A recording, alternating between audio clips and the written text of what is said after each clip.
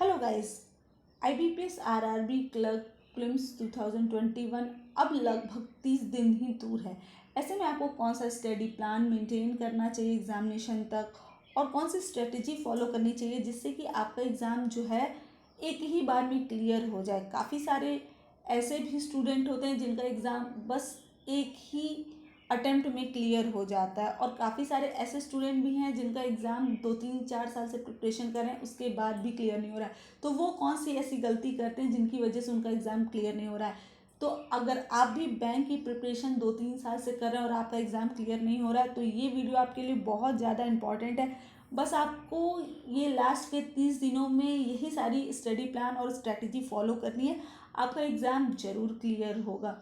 मैंने भी यही सारी स्ट्रेटजी फॉलो करके अपना एग्ज़ाम क्लियर किया, वो भी फर्स्ट अटेम्प्ट में ही क्लियर किया था। पीओ के एग्ज़ाम में हालांकि कुछ प्रॉब्लम हुई थी मुझे, क्योंकि मैं जॉब भी कर रही थी तो थोड़ा सा डिफ़िकल्टी मुझे फेस करना पड़ा था जॉब के साथ साथ प्रिपरेशन करते वक्त। तब मैंने 1 साल जॉब की, उसके बाद क्विट किया। उसके बाद मेरा RRB पीओ भी क्लियर हुआ और IBPS पीओ भी क्लियर हुआ। तो आप भी ये सारे एग्जामिनेशन क्लियर कर सकते हो। वीडियो पूरी एंड तक देखिएगा, आपके लिए बहुत ज़्यादा इंपॉर्टेंट है। चैनल को भी सब्सक्राइब कर लीजिएगा। अब अगर हम बात करें तो RRB क्लर्क एक ऐसा एग्जामिनेशन है जो बाकी बैंकिंग एग्जामिनेशन से थोड़ा सा जो है ईजी आता है और यही रीज़न है जो इसका कट ऑफ है ना वो काफ़ी ज़्यादा हाई चला जाता है और उसी कट ऑफ को क्लियर करना बहुत ज़्यादा मुश्किल हो जाता है। तो सबसे पहले आप जो टाइम मेंटेन आप कर कर रहे हो अब तक, वो एक बार आप चेक कर लो कि जो आप टाइम मेंटेन कर रहे हो वो आप सही कर रहे हो कि नहीं। आपको ऐसा नहीं है कि किसी के कहने पे अपना टाइम डिवाइड करना। अगर आप रीजनिंग में ज़्यादा कंफर्टेबल हो तो आप रीजनिंग में थोड़ा सा कम समय दो और मैथ्स में ज़्यादा दो। अगर आप मैथ्स में कंफर्टेबल हो तो आप मैथ्स में थोड़ा कम समय दो और रीजनिंग में ज़्यादा।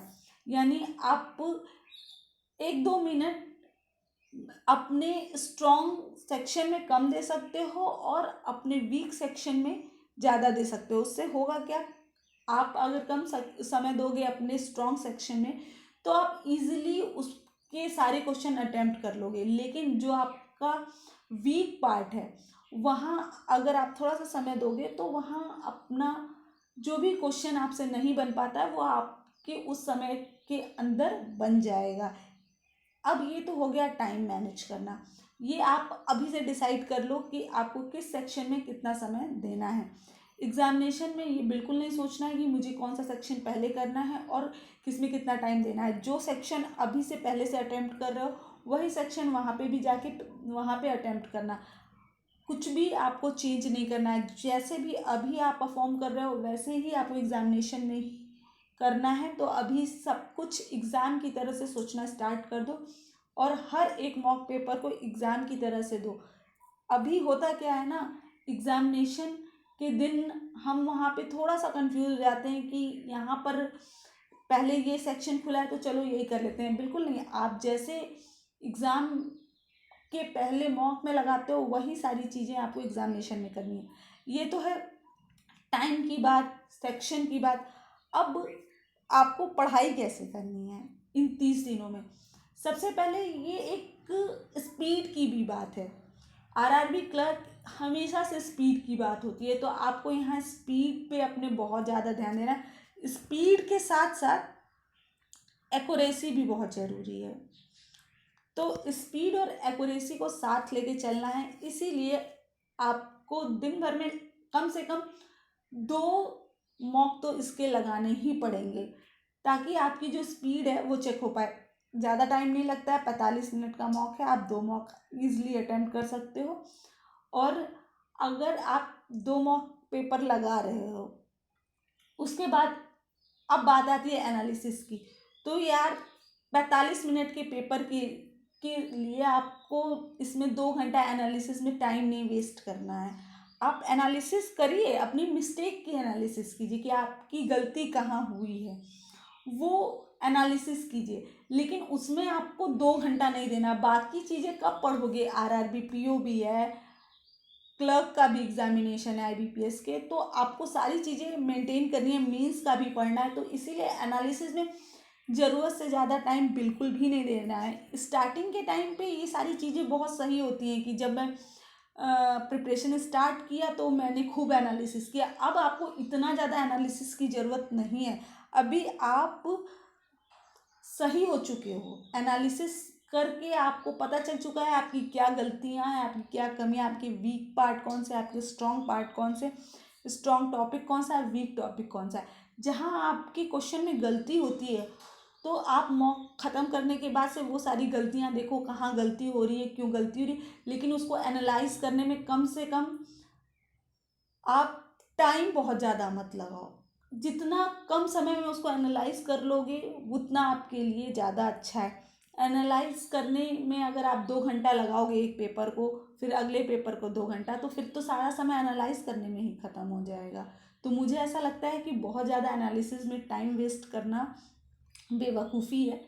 आपको अगर अपने हिसाब से लगता है कि नहीं मुझे एनालिसिस में टाइम देना है, तो वो फिर आपकी मर्ज़ी है। मैं अपनी बात बता रही हूँ, मुझे ऐसा लगता है कि अगर आप जो हो पूरा सिलेबस ख़त्म कर चुके हो, पूरी स्टडी अपनी कंप्लीट कर चुके हो, उसके बाद सिर्फ आप मॉक लगा रहे हो अपना स्पीड और एक्यूरेसी चेक करने के लिए, तो फिर उसके बाद सिर्फ अपनी गलतियां ही देखना और उसको सुधारना, इतना ही आपके लिए पर्याप्त होगा। उस पेपर पे 2 घंटा एनालाइज करना इस समय टाइम को वेस्ट करने के ही बराबर है। बाकी आपको लगता है अगर कि मुझे ऐसा करना चाहिए तो आप कर सकते हो। अब स्कोर कैसे करना है आपको? 80 में 80, क्योंकि इम्पॉर्टेंट है 80 में 80 अटेम्प्ट करना, और वो भी ख़ास तौर से क्लर्क के एग्ज़ामिनेशन में, क्योंकि क्लर्क के एग्ज़ामिनेशन में मुझे लगता है कि 72, 73, 75 ऐसे कट ऑफ चली जाती है। तो रीजनिंग तो मुझे लगता है कि आप इजीली अटेम्प्ट वहाँ पर कर ले जाओगे, क्योंकि रीजनिंग में इतनी ज़्यादा प्रॉब्लम नहीं होती है, छोटे छोटे क्वेश्चन आते हैं। आप आरआरबी क्लर्क के लिए बहुत हाई लेवल के क्वेश्चन मत प्रैक्टिस करो, थोड़े इजी इजी क्वेश्चन प्रैक्टिस करो, और हल्के मॉडरेट लेवल के जो प्रीलिम्स एग्जामिनेशन के मॉडरेट लेवल के क्वेश्चन होते हैं, वो बहुत हाई लेवल के क्वेश्चन करने की ज़रूरत नहीं है क्लर्क के लिए। अब मैथ्स में वर्ड प्रॉब्लम करने पड़ेंगे अगर एग्ज़ाम क्लियर करना है, तो ऑफलाइन मैथ्स की प्रैक्टिस बहुत ज़्यादा इम्पॉर्टेंट है आपके लिए। आपको मैथ ऑफलाइन लगाना ही होगा, आपको वर्ड प्रॉब्लम टच करना ही होगा और उसको सॉल्व करना ही होगा। कुछ टॉपिक ऐसे हैं जो कभी कभी हमें परेशान करते हैं, वो हम चाहे जितना पढ़ लें वो एग्ज़ामिनेशन में हमसे बनता नहीं है। तो फिलहाल अभी आपके पास टाइम है 30 दिन का, तो अभी आप लगभग 15 से 20 दिन उस टॉपिक को दे सकते हो, उस कॉन्सेप्ट को क्लियर करने के लिए, और उस पर प्रैक्टिस कर सकते हो। तो अभी अगर मॉक पेपर में आपके कम मार्क्स आ रहे हैं तो परेशान होने की बिल्कुल भी ज़रूरत नहीं है। एग्ज़ाम में आपको उसका लेवल अलग मिलता है, मॉक पेपर में थोड़ा सा आपको 1-8% लेवल बढ़ा के दिया जाता है। तो अगर यहाँ पर आपके 65-70 मार्क्स आ रहे हैं तो परेशान होने की बिल्कुल ज़रूरत नहीं है। बस आप पैनिक ना करते हुए अपनी जो प्रैक्टिस है उसको इंक्रीज़ करते जाइए, और उसी से आपका सिलेक्शन होगा। पूरा पूरा आपको जो टाइम है अपने स्टडी पे देना है, मैथ्स की प्रैक्टिस करनी है, साथ में आपको करंट अफेयर भी पढ़ना है मेंस के लिए, और यहाँ पर रीजनिंग के क्वेश्चन आप लगाइए, क्विज लगाइए, उन्हीं सारी चीज़ों से आपका एग्ज़ाम आसानी से क्लियर हो जाएगा। आपको आरआरबी क्लर्क के लिए बहुत कुछ नहीं करना है, बस आपको अपना बेसिक क्लियर करना है, क्योंकि बेसिक बेसिक सा क्वेश्चन एग्जामिनेशन में देखने को मिलेगा। इतना इजी क्वेश्चन देखने को मिलता है कि आसानी से बन जाता है। तो इसीलिए बहुत पैनिक मत होइए, अपनी स्पीड पे ध्यान दीजिए। जितना अच्छी आपकी स्पीड होगी उतना आप एग्ज़ाम में अच्छा परफॉर्म करोगे, और एक्यूरेसी मेंटेन कीजिए। अगर यहाँ पर आपका 60 क्वेश्चन भी अगर अभी आप कर रहे हो, अभी धीरे धीरे तो स्पीड इंक्रीज होगी, अभी आपके पास 30 दिन है, तो 60 क्वेश्चन अटेम्प्ट कर रहे हो तो 60 में से आपके 60 क्वेश्चन सही होने चाहिए, गलत नहीं होना चाहिए। क्योंकि अगर वहाँ पे हल्का सा मॉडरेट लेवल का एग्ज़ाम कर दिया तो इसका बेनिफिट आपको बहुत ज़्यादा मिलेगा। एक्यूरेसी बहुत मेंटेन करती है, नॉर्मलाइजेशन होता है, नॉर्मलाइजेशन में एक्यूरेसी बहुत काम करती है, तो एक्यूरेसी मेंटेन करना बहुत ज़रूरी है। अगर आपको किसी तरीके का कोई डाउट है तो कमेंट बॉक्स में ज़रूर मेंशन कीजिएगा, मैं आपका वो डाउट पूरा क्लियर करूँगी। वीडियो को ख़त्म करते हैं, चैनल को सब्सक्राइब कर लीजिएगा, वीडियो को लाइक शेयर कीजिएगा। Thank you.